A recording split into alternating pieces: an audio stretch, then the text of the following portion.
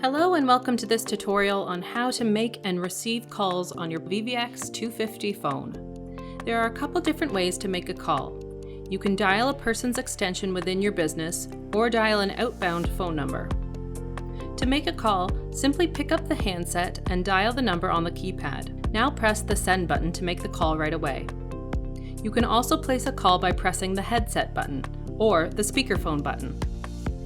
When you're finished with the call, either hang up the handset or select the End Call function key on the phone.